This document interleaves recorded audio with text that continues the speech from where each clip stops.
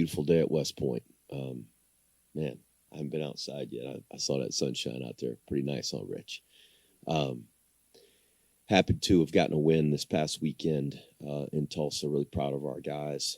Um, it was a tough battle there to start the ball game, and when they had that long drive, I think it was 16 plays, 75 yards.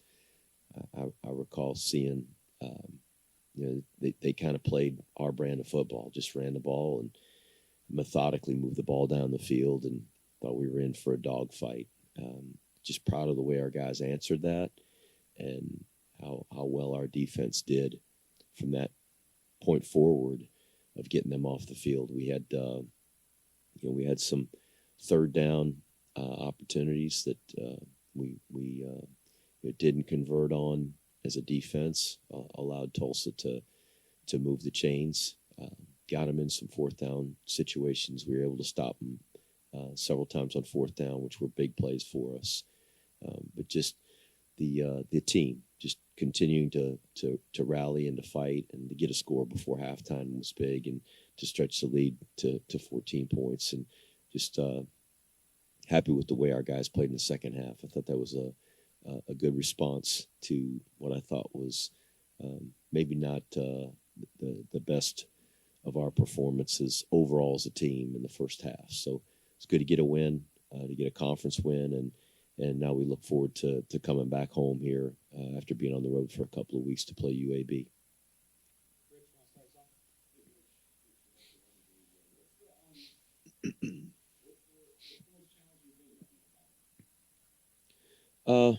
It's the same challenge this week as it is every week. It's hard to win a football game, and frankly, it's particularly hard at West Point. All of the all you got to do is turn on the film and watch the other teams and their athleticism and their size and their ability to execute, and it makes it a real challenge for us. And then just the fact that at this point in the season, our team starts to get really fatigued. The academic rigors of West Point, probably the limited sleep hours, recovery, just the wear and tear of a season, injuries.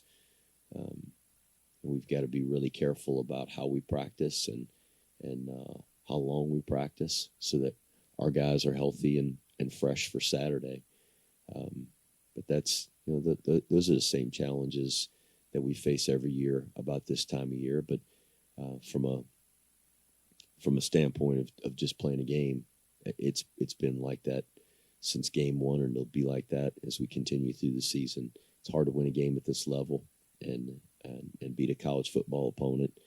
And there's guys on scholarship, and they're well coached, and they're trained and ready and prepared, and so we're just going to try to do the best we can to play hard, to play well, to execute our assignments and fundamentals, so that we can close the gap in terms of the physical matchups.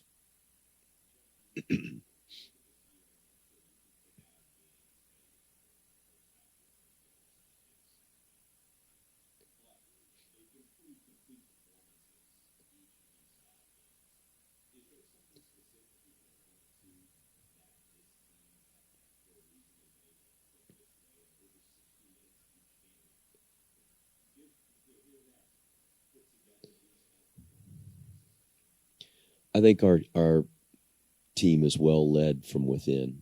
Our captains are doing an excellent job. Our seniors, I can't say enough about the just the leadership, the stability that Cody Winokur brings to our locker room, and that if somebody asked about a leader in the locker room, that may not be the first name they'd expect me to say, but this is a guy that has been through a lot in his career in the Army, and has served with the 10th Mountain Division, and just the maturity and the growth that that I've seen out of him, and the calmness and confidence that he has in his leadership role. I mean, he's not a starter. He doesn't play the most snaps of any of the guys up front on defense, but just the trust that our guys have in him, he's doing a great job. And Max and Kyle and Bryson, each one of those guys individually, their personalities and the way that they lead, they all complement each other very well. And I think each one of them in their own right is doing a really good job. So I think that's that's a strength for us. There's a determination in this team and a drive in this team that I think is uncommon, and it's fun to see them go out there every day and practice and really work. And I always chuckle. I hear people say, "Oh, he comes to work every day." Well, anybody's got a job comes to work every day. Do they put the work in? Do they put the effort in? Do they have a great attitude? Are they trying to help others be better because of their performance and their effort? And I think we've got a team that really cares about each other, and they feel compelled to do their best because of their loyalty to the team. And most teams I've been a part of that had that spirit have been fairly successful teams. Connor, kick us off on Zoom. Cool. Seth, you can start us off. Good afternoon, Coach. Great game again. Very exciting to see the team do well. Two questions. Number one is, tell us a little about what you know about UAB and what you'll be, how the team is planning to head for this game. Certainly just their athleticism, watching them on film. We've watched a good bit of film already on them, starting on the plane ride home from the game on Saturday. We watch our game film, and the coaches put together grades, and I have a chance to buzz through that myself. And what I'm really anxious for, and I know our coaches are, is getting on to the next game and looking at the next opponent. And so they are very athletic. They're really big on the offensive line. A good-looking bunch of skill players. Their defense maybe as athletic as we faced this entire season. And so it presents challenges, just the way that we try to match up with teams that are as athletic as they are. You mentioned about the team, the fatigue that happens every year at this time, and I understand that. On the other hand, you have a team that's 5-0, and the kids got to be excited. That's got to be a little bit of a double-edged sword. On one hand, I'm sure they're excited to get out there. It's fun. They're playing their best. On the other hand, you have to always worry about overconfidence. Overconfidence at Army. I mean, you've seen us play a lot of football. You've watched us practice at times. We've got nothing to be overconfident about. We're hanging on by the seat of our pants. And so we're trying to fight to do the best we can to play our assignments and play well fundamentally, because if we don't, we're going to get embarrassed. And that's just a fact. And UAB is athletic enough. They've got enough guys on their team. Just watch them. I mean, watch the game at Arkansas. Arkansas just beat Tennessee on Saturday night, and their fans rushed the field, and they're celebrating a huge win. Well, about 2 weeks before, UAB's got them on the ropes, and had the lead to start the game, and had it tied up late. And I mean, this team's perfectly capable. So, overconfidence, that doesn't happen here. We don't have the kind of team or players that we can be overconfident. I'm not. I'm sorry. No, I said I'm not. We'll go to Joe Iacano. Hey, Coach Monken, great win on Saturday. First question, there was another game, and I think this certainly wasn't the first time this season, where the offense had three different players over 100 yards. Bryson Daly, 110 yards rushing. Kanye Udo, 137 yards rushing. And Noah Short, 121 yards receiving, which is a little different than the rushing stats we usually see. But, at Army throughout the years, since you've been there running a version of this offense, Army traditionally has been strong in maybe one or two facets of the triple option. Really good fullback dive, or maybe really good quarterback. This year, it seems like really all three options, and even the fourth option of a play action pass seems to really be cranking pretty well. Can you speak to the balance of your offense and maybe how that's keeping opposing defenses off balance a little bit? Well, I'm not sure you'd call 6 passes in a game balanced.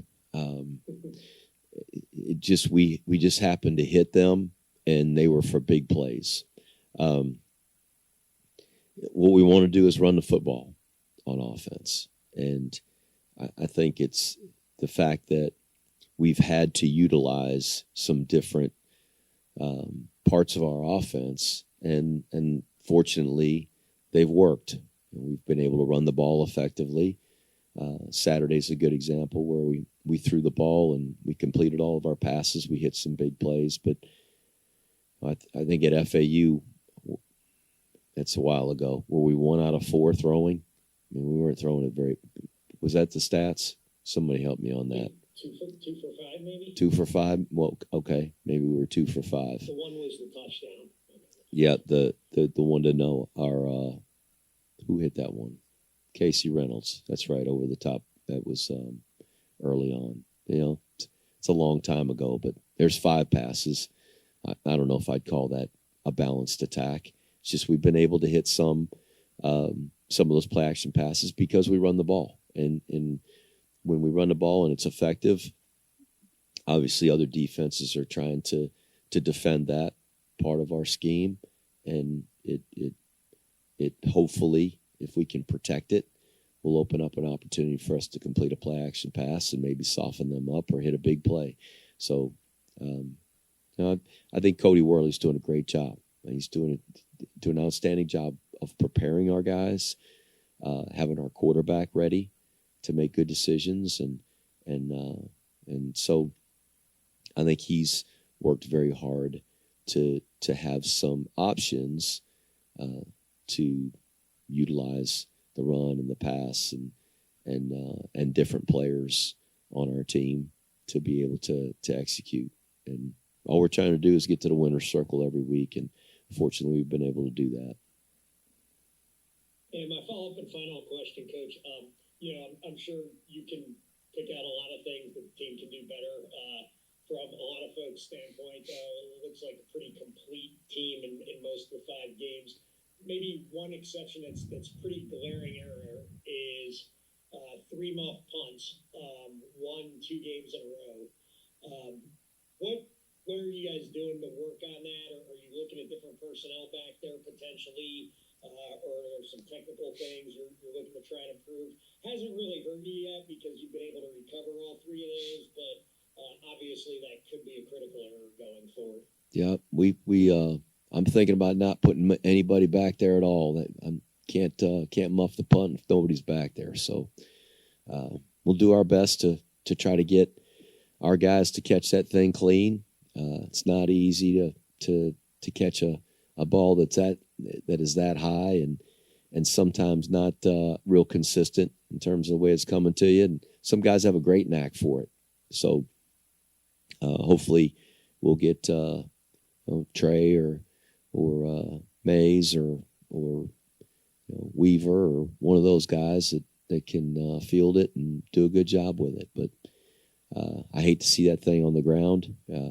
It's scary that we've had those incidents, and obviously those could have gone the other way, and certainly changed the game. That one at Temple was down there with our backs to the wall. So fortunately we got him back, but we've got to improve that area for sure. Daryl Dixon coaches the returners. He did that in college and has coached that position for us the entire time he's been here and done it pretty much his whole career. He's really good at it, good at teaching it, but he's not the one out there catching them. The guys he's coaching have to go out there and execute it. So we're going to try to improve that. Thanks, Coach. We'll go to Ken Crater. Good afternoon, Coach. We're down at the American Athletic Conference Media Day. Trent Dilfer, their coach, spoke and gave a very high-energy talk. He's obviously had a terrific NFL career as a quarterback, won a Super Bowl. What is your experience been with Coach Dilfer and what he brings? That was the first time I met Coach Dilfer, was at the conference meetings. Obviously had a great NFL career, had a tremendous career as a high school coach, and he's very short into his tenure at UAB and building that. And I listened to his press conference, and I can tell by his voice that he's very frustrated right now. And if you rewind about 9 years ago, you'd probably see a Jeff Monken sitting here at this table, very frustrated with where we were at, and it's it's difficult to build a program and to operate a program, and I'm certain all of the new challenges facing college football programs, and maybe particularly at the Group of 5 level, the turnover within your rosters and the changes each year to build that comes with some unique challenges, and I'm sure he's facing that. So he's obviously a great competitor, and you've seen his team compete at a really high level as they did against Arkansas, and so very capable team, guys that he's recruited and developed, and they're those guys he's got on his team. They're going to compete just like ours, and I expect it to be a highly competitive game because they got a highly competitive guy coaching their team. The quarterback, Jacob Zeno, plays a high percentage of his pass, 69%, 82 of 118, 204 yards a game. What do you see in their quarterback? Well, he does a really good job distributing the ball, and he's been elusive for a guy that throws the ball and completes passes like that. He gets in trouble, gets himself out of trouble. He had a couple plays against Tulane where he got flushed and got outside the pocket and found a receiver. He had some where the pocket collapsed. He was able to step up kind of into traffic and deliver a throw. Made a really nice throw down in the red zone late in the game and completed a pass, which gave him a chance to score a touchdown. So he's a good player, and I know Coach Dilfer is really encouraged by him and his play, and he's got a strong set of skilled players around him, the running backs, receivers, and so as I said, they're going to have some weapons and some guys that can run. Check track times of their players and check track times of ours. Seth asked about overconfidence. That scares the heck out of me. Maybe does that help their defense, having played an option type of team before? Do you think they learned something from playing Navy earlier in the season? I think anytime that a team has an opportunity to face a unique offense like ours, they're going to learn lessons, and it may be how they defend us and the structure of their defense, tweaking and changing and improving. It may be making some major changes, just as how they want to attack us and how they want to defend us. We obviously don't know what we're going to see on Saturday. As I mentioned a couple weeks ago, Temple played Navy early in the year, and they played a particular defense and came out against us and played a different defense. And so I don't know if that'll be the case this week or not. That's yet to be seen.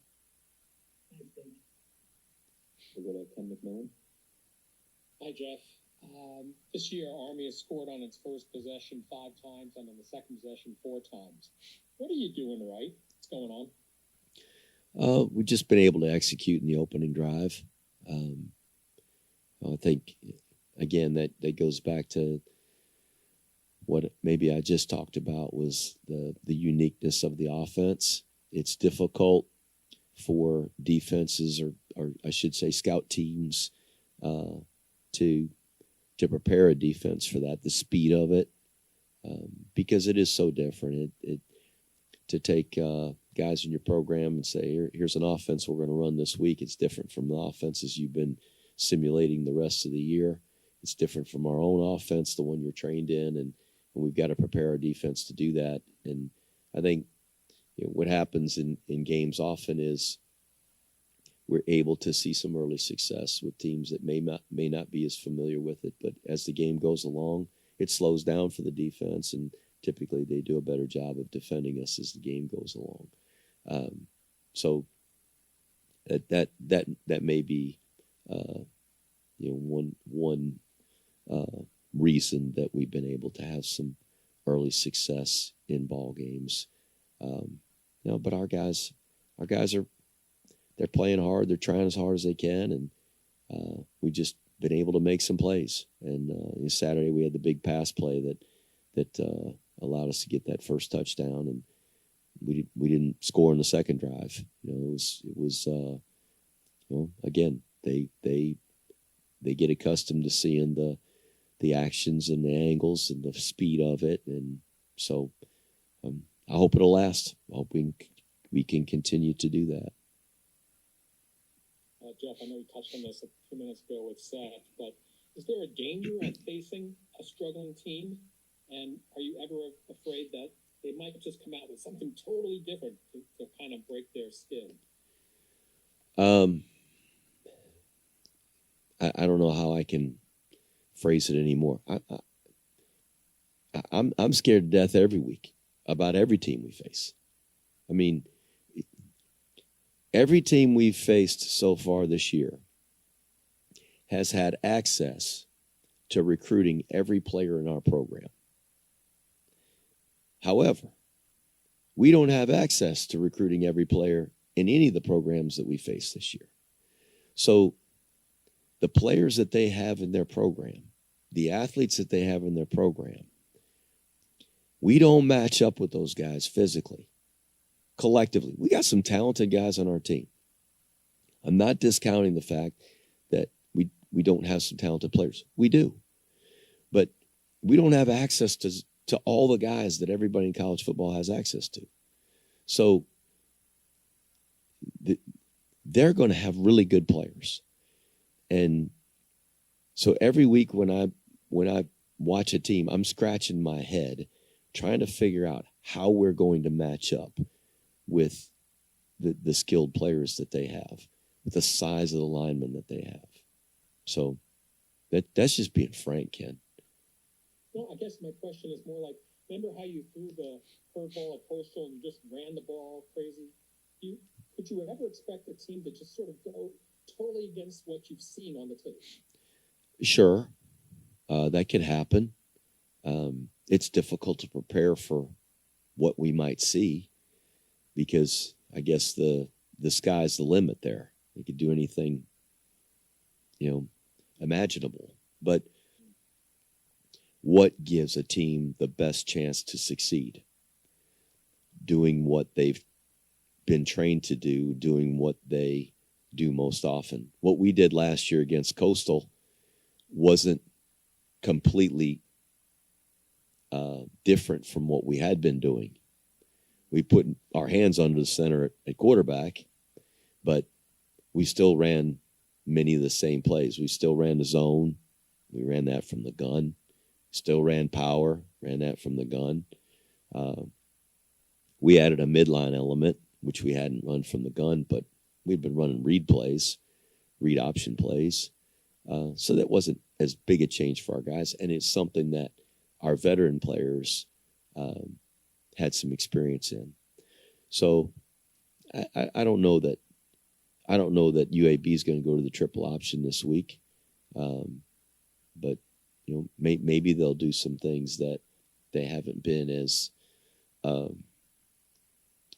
I guess, I shouldn't say that, just haven't showed as much. Maybe they add some plays. Maybe they do some things differently. Maybe they change their tempo. I don't know. We'll see. Jeff, we've talked to Bryson daily all year. We've talked to you about Bryson, but can you tell us one thing or two things about Bryson that maybe we don't know? There's stuff behind the scenes. I don't know. You guys do a pretty good job of prying that out of them. And Eric does a good job of sharing most of the stories about our guys. Bryson's a coach's kid, and so he grew up around the game of football, and his whole family is involved in football, coaching football and playing football, and it's a football family, and he loves the game of football. Loves to play it, loves to compete. He's a good leader. He's a tough leader. Very unselfish. Could care less if he throws it, runs it, gives it to somebody else were to play quarterback in place of him. He wants to be in there, but he wants to win. More than anything else, he wants to win. And that's the best thing about him. Guys like that, that just care about winning, don't care about stats or who is in the ball game. They're great team guys, and they help their teammates win. And that's just who he is. He just happens to be our starting quarterback and the best quarterback we've got right now. And so that's a plus for us. He's in there making plays. He's able to be in the huddle every play, leading that team and showing that fiery competitiveness that he has when he's out there on the field. Jeff, last thing, looking at the depth chart for this week, 5 changes off of the 2 deep. Parker Pulaski, David Hoyt, Baylor Newsome, Jackson Hammond, and Gavin Shields are not listed this week for whatever reason, and you have 5 other players in. Can you give us any insight as to the changes due to injury, or you've just seen something? Jackson's healthy. We maybe had him listed as a third. Maybe he was a second, but he's kind of been in the same spot on the depth chart, and he's healthy and fine. The other guys have been injured. The status of all 4 of them, a little uncertain on some of those guys for this weekend. So the other guys that play those positions, or maybe we're the third string guy, or we move guys from a second at one position to a second at another, are really because that's what we anticipate, or where we anticipate them being when we go into Saturday. But there's the 4 guys you mentioned. A couple of those guys probably could play on Saturday, and we'll see how the week goes. A couple of those guys probably won't play on Saturday, and we'll see how it goes throughout the season. Anything you should know about the 5 guys who moved up? Teddy Williams, Harry Appleton, Adam Cash, Justin Weaver, and Stefan Nadozi. They're all very eager to play and enthusiastic about the opportunity. I like all 5 of those guys. Great guys. Stephen Nadozi was, before he got injured in preseason camp, was in a starting role, and so I expect he'll, hopefully as he kind of gets back in the groove of playing and knocks the rust off, we'll get himself back in the mix there. Thanks, Jeff. Thanks. Go over there, John.